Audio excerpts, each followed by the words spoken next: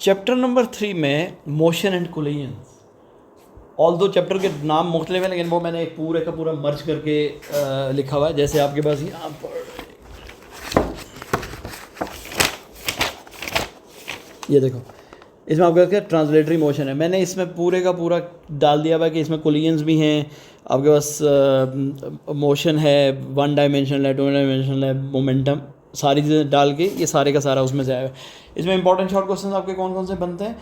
इसमें define the projectile motion, क्या होती है प्रोजेक्टाइल मोशन? प्रोजेक्टाइल मोशन होती है जो ग्रेविटेशनल के उसमें जाती है। Yes, the motion of a body under the influence of gravity in two dimension. ठीक है, मतलब वन डायमेंशन भी आप कह सकते हो, टू डायमेंशन भी कह सकते हो, लेकिन it is usually under the effect of और under the influence of gravitational pull. ठीक है, अपवर्ड मोशन भी हो सकता है, डाउनवर्ड। तो अब आपने इसको छोटा सा आगे एक्सप्लेन, क्योंकि शॉर्ट क्वेश्चन है, लॉन्ग क्वेश्चन नहीं है, तो आपने यहाँ पर दो बातें लाजमी बता देनी है कि व्हेन अ बॉडी मूव्स और when a body is projected, it has a trajectory or a path of which is followed by that body, that is called trajectory, and the velocity is divided into two components, horizontal component and vertical component. Horizontal component remains constant under no air resistance, whereas vertical component of the velocity decreases to zero for at the highest position, and then it increases back in the opposite direction and reaches back to the ground at the same और with the same magnitude. और फिर आप ये भी बता सकते हो कि when a body hits the level position, the vertical displacement goes to zero and horizontal displacement is considered as the range. इससे ज़्यादा डिटेल में मेरा लॉन्ग क्वेश्चन में भी आप ये चीज़ें सारी की सारी डाल के कर सकते हो। उसके बाद आपके पास है नेक्स्ट क्वेश्चन में वो बोल रहा है what is the maximum height of a projectile. तो आपने maximum height of a projectile के लिए या तो आप सबसे पहले डिफाइन कर लो कि the height obtain by a projectile during the project और ड्यूरिंग इट्स ट्रैजेक्टरी और ड्यूरिंग इट्स फ्लाइट। ठीक है, और ये क्या होती है? That is the distance between the shortest distance between the ground level to the highest level from where it reverses the vertical direction of motion, not horizontal. फिर आप यहाँ पे लिखोगे कि at this point the vertical component of velocity is 0, whereas horizontal component of velocity is equals to v cos theta या vi cos theta कह सकते हो।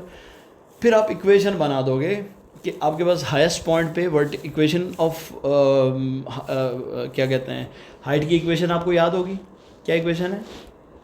हाइट की इक्वेशन है 2vi sin थीटा ओवर जी। ठीक है, 2vi sin theta divided by G. और अगर लॉन्ग क्वेश्चन में यही आ जाता तो आप डिराइव कर सकते हो इसका एक्सप्रेशन, वो इशू नहीं है।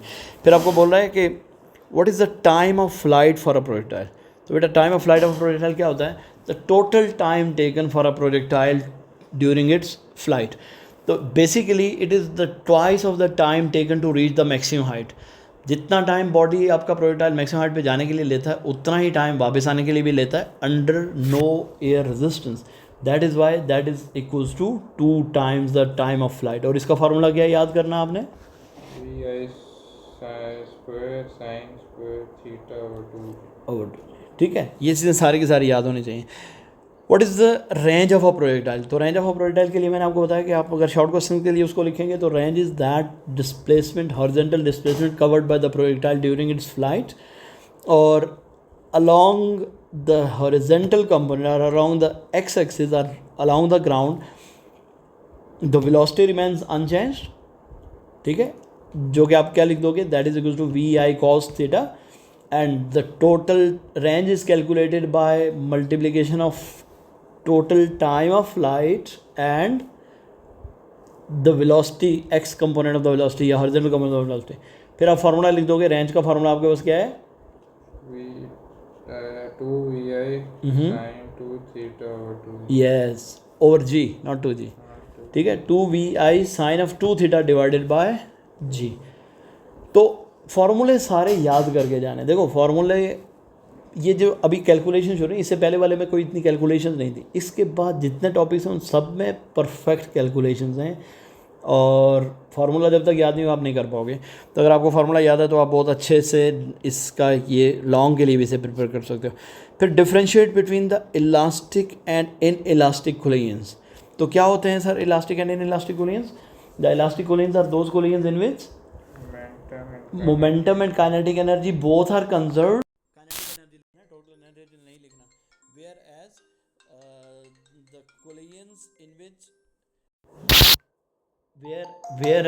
The collisions in which only kinetic energy is momentum is conserved but not the kinetic energy, they are called inelastic collisions.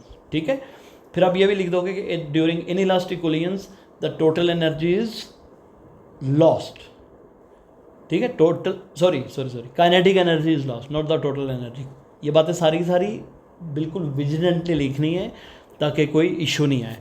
उसके बाद आपके पास इसी के लॉन्ग में चले जाते हैं. ये वाला पेज मैंने ऐड किया था कुछ लिखने के लिए.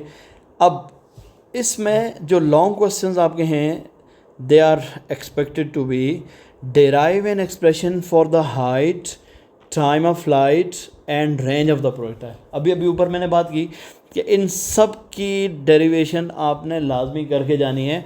और ये भी हो सकता है इन तीनों की आए एक साथ, ये भी हो सकता है इनमें से दो की आ जाए, एक की भी आ जाए, लेकिन हर एक के लिए आपने डिटेलिंग करनी है, डिटेल में लिखना है. लॉन्ग क्वेश्चन मीन्स डिटेल लिखनी है.